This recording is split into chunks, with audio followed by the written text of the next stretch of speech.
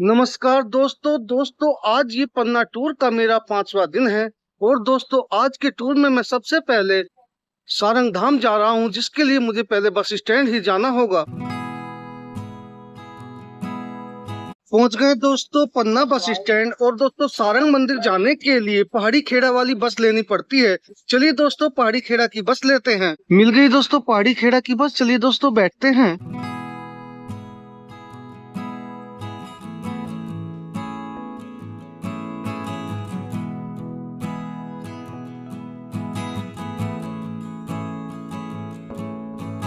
चलिए दोस्तों हमारी गाड़ी और पन्ना से सारंग की दूरी लगभग 20 किलोमीटर है, इसीलिए हमें सारंग पहुंचने में लगभग 1 घंटे का समय लगेगा।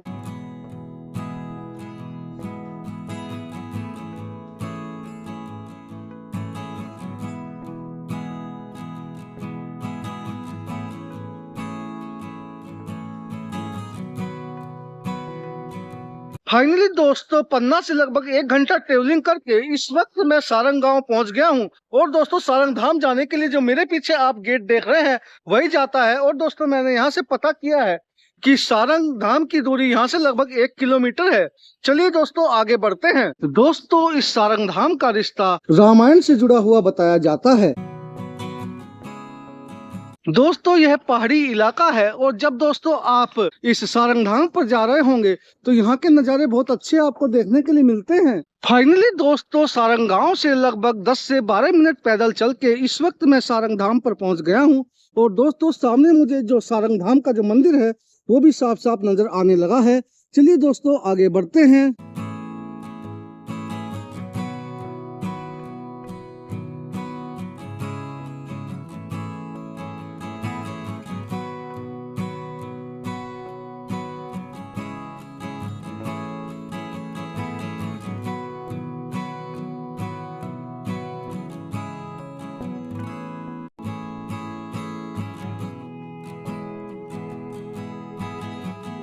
चलिए दोस्तों इस मंदिर में प्रवेश करते हैं और आपको प्रभु के दर्शन कराते हैं। दोस्तों यह धाम एक ऊंचे चबूतरे पर स्थापित है, जिसके लिए हमें इन सीढ़ियों से चलकर जाना होगा। चलिए दोस्तों आगे बढ़ते हैं।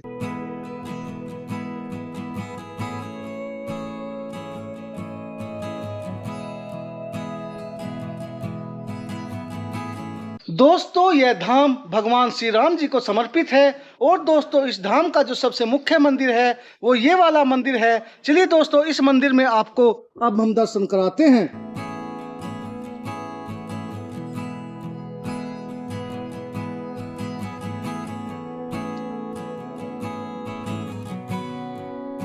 जय हो प्रभु श्री राम।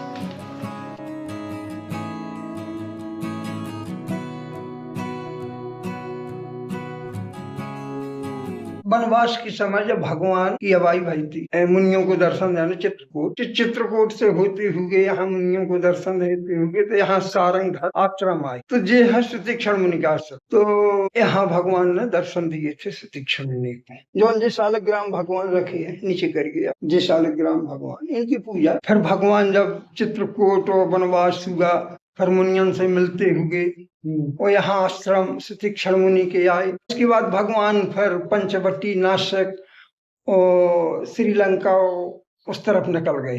ये मंदिर जो है तो पन्ना महाराज के पूर्वजों के बनवाए हुए हैं और जमीन भी भगवान की लगी है 150 एकड़, उसी से पूरा कारोबार चलता है।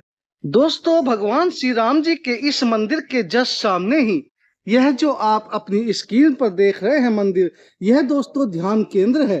चलिए दोस्तों इसमें भी चलते हैं और आपको यहाँ के इस ध्यान केंद्र को भी दिखा देते हैं।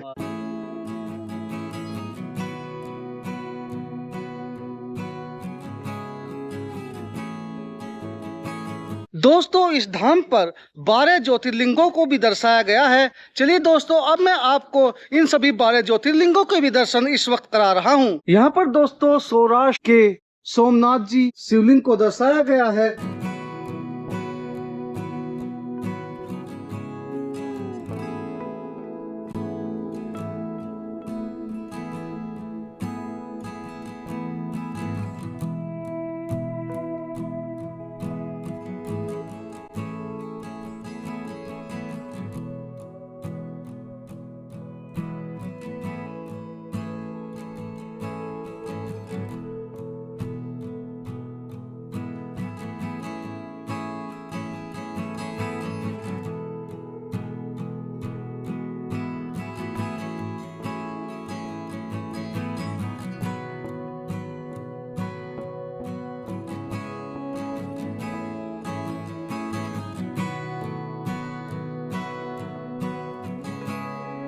दोस्तों भगवान भोलेनाथ जी के ज्योतिर्लिंगों के दर्शन करने के बाद इस वक्त हम लक्ष्मण कुंड के लिए जा रहे हैं, जिसके लिए हमें इन सीढ़ियों से जाना होगा।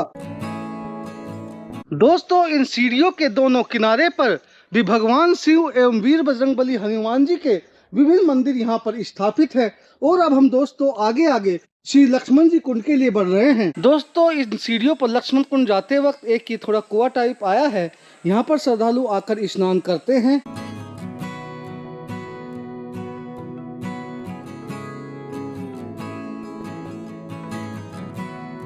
दोस्तों इधर ये रास्ता सीढ़ियां लक्ष्मण कुंड के लिए जाती हैं। और दोस्तों इधर जो आपको पानी गिरता हुआ नजर आ रहा है, हमें यहाँ पे बताया गया कि यह जल भी लक्ष्मण कुंड से ही आता है और यहाँ पर श्रद्धालु स्नान करके फिर दर्शन के लिए जाते हैं।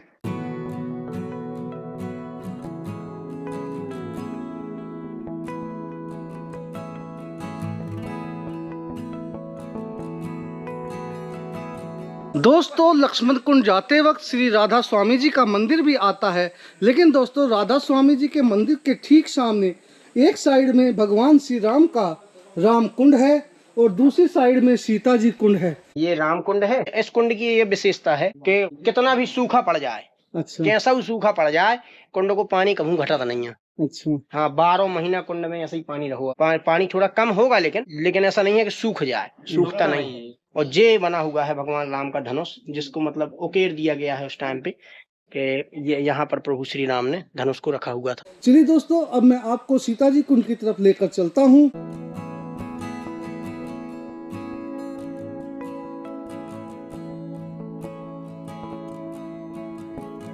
दोस्तों इस वक्त मैं आपको श्री राधा कृष्ण जी मंदिर में दर्शन करा रहा हूँ। दोस्तों यह जो स्ट्रक्चर आप अपनी स्क्रीन पर देख रहे हैं, यहाँ पर दोस्तों बताया गया कि यहाँ पर दीपावली पर विशेष रूप से काफी संख्या में दीपक जलाए जाते हैं। दोस्तों राधा कृष्ण जी मंदिर में दर्शन करने के बाद इस वक्त हम श्री लक्ष्मण जी कुंड के लिए जा रहे हैं। दोस्तों ये जो लक्ष्मण कुंड है ये पहाड़ी की तरफ है। अब हम पहाड़ी की तरफ आगे बढ़ रहे हैं। दोस्तों लक्ष्मण कुंड के लिए इन दो पहाड़ियों के बीच से जो रोड जा रहा है यही जा रहा है। इस वक्त हम इसी रास्ते पर आगे की तरफ बढ़ रहे हैं।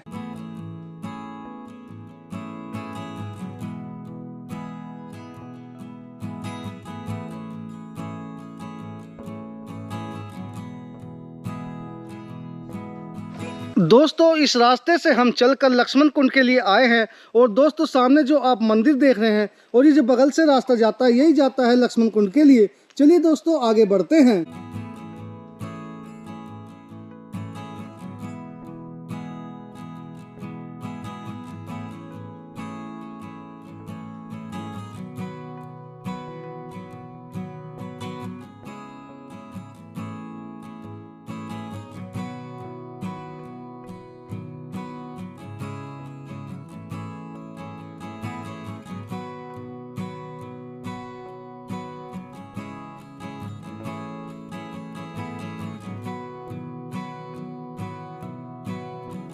ये दोस्तों लक्ष्मण कुंड देखिए, आपको नीचे से पानी भी निकलते हुए नजर आ रहा है। और दोस्तों ये पानी इस कुंड में आकर काफी अधिक मात्रा में जमा होता है। तो देखिए दोस्तों कुंड इस वक्त तो भरा हुआ नहीं है, लेकिन ये पानी कभी खत्म नहीं होता है। दोस्तों ये जो कुंड है जिस तरह से इधर से पानी निकल रहा है तो उधर सामने जाने की जगह है। अगर उसे बंद कर देते तो दोस्तों यह कुंड पूरा भर जाता है, लेकिन इस वक्त इसको भरा नहीं गया क्योंकि बच्चे वगैरह नहाने आते हैं। दोस्तों इस वक्त मैं इस धाम के लंगर हॉल पर पहुंचा हूं। दोस्तों अगर पर्यटक आकर यहाँ पर खाना बनाना चाहते हैं तो उसकी सुविधा भी यहाँ पर उपलब्ध है। आप देख सकते हैं यहाँ पर कुछ पर्यटक खाना भी बना रहे हैं।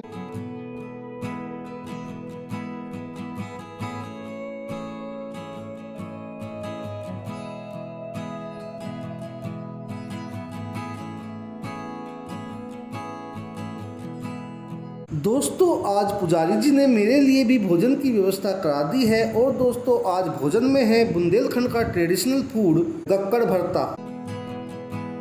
दोस्तों अगर मैं आपसे गक्कड़ की बात करूं तो दोस्तों गक्कड़ आटे से बनाए जाते हैं। इन्हें रोटी की शेप में एवं गोल जैसे राजस्थान में बाटी होती है उस शेप में बनाकर डायरेक्टली आग में सेका जाता है। इन्हें उपले की आग में सेका जाता है। आप देख सकते हैं यहाँ पर गक्कड़ सिक भी रहे हैं। एवं जब गक्कड़ तैयार हो जाते हैं तब इनमें घी लगाया जाता है एवं बैंगन के भरते के साथ इन्हें सर्व किया जाता है।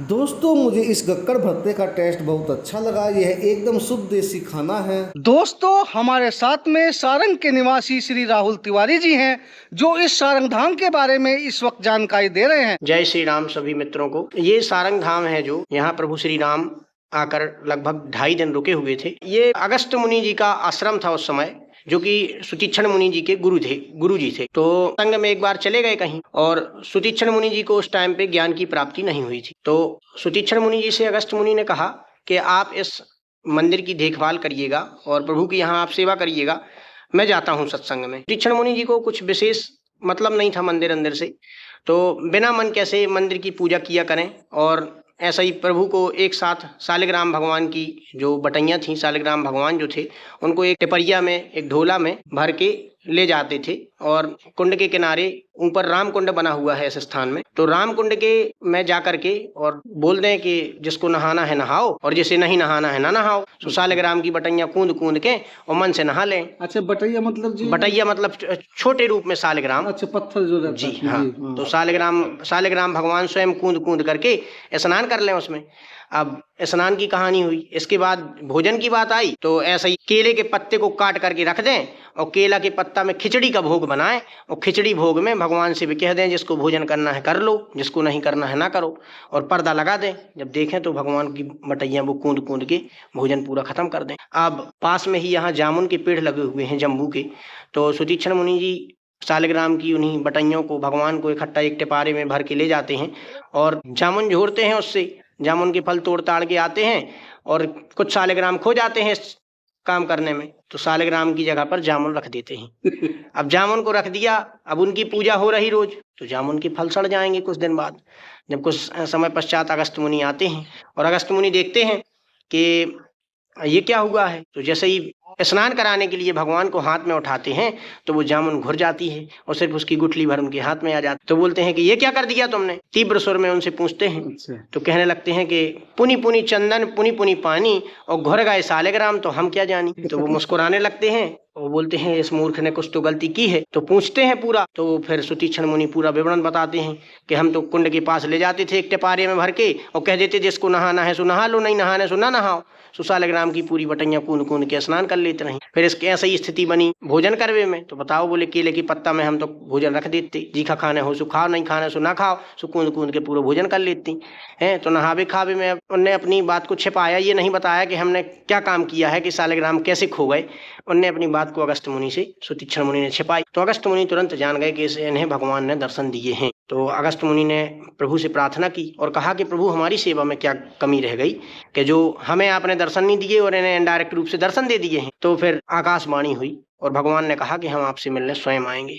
तो इस स्थान में भगवान प्रभु श्री राम को जब वनवास हुआ तो लगभग 9-10 वर्ष चित्रकूट में उन्होंने काटा। और चित्रकूट में जब उन्होंने निवास करने के बाद जब वो दक्षिण भारत की ओर आए तो ये सुतीक्षण मुनि आश्रम यहाँ पर वो आकर रुके। और यहाँ लगभग बोलते थे सुतीक्षण मुनि जी का आश्रम है। ये अगस्त मुनि सुतीक्षण मुनि के जो गुरु थे उनका वास्तविक आश्रम है। तो भगवान राम ने उनको दर्शन दिए थे सुतीक्षण मुनि जी को, तो इसी कारण से इस स्थान का नाम सुतीक्षण मुनि हुआ। सुतीक्षण मुनि को उनके दर्शन के बाद ज्ञान की प्राप्ति हुई, बहुत सारे उनके भी शिष्य हुए। तो जो अगस्त मुनि थे, अगस्त मुनि को चूंकि भगवान ने दर्शन नहीं दिए थे, इनडायरेक्ट रूप से सुतीक्षण मुनि को दिए थे, तो उन्होंने कहा कि हम आएंगे आपसे स्वयं मिलने के लिए। आकाशवाणी हुई तो भगवान राम फिर जब यहाँ आए तो लगभग यहाँ 2.5 दिन रहे। इस स्थान पर लगभग 2.5 दिन रहे। हाँ, जहाँ भगवान राम रहे हैं उस स्थान पर राम बैठका बना हुआ है, राम सिंहासन बना हुआ है। और ऊपर टोरिया मंदिर है जहाँ हनुमान जी महाराज का स्थान है। और राम भगवान ने जहाँ पर आकर रुके, जहाँ का जल ग्रहण किया, वहां पर राम कुंड बना है। और भगवान राम ने यहाँ पर अपने धनुष को रख दिया, हम लोगों की बुंदेली में बोलते हैं धर दिया। तो इस कारण से इस स्थान का नाम सारंग धाम पड़ा और सारंग को धारण करने वाले भगवान राम सारंग धर हो गए। हाँ, और जिस सारंग को उन्होंने जहाँ धर दिया है तो वो भी यहाँ पत्थर पर उकेरा गया है, बनाया गया है, और इस स्थान का नाम सारंग धाम पड़ गया भगवान राम के धनुष के नाम पर। और यहाँ पर जो पहाड़ हैं वो सब धनुषाकार हैं, धनुष के आकार के हैं। तो इस पहाड़ से बहुत सारे पहाड़ जुड़ गए तो पर्वत की श्रेणी बन गई। तो यहाँ पहाड़ों की श्रेणी को सारंग श्रेणी कहा गया। इस प्रकार से हमारे यहाँ की पूरी कथा समाप्त हुई। जय श्री राम। जय जय श्री राम।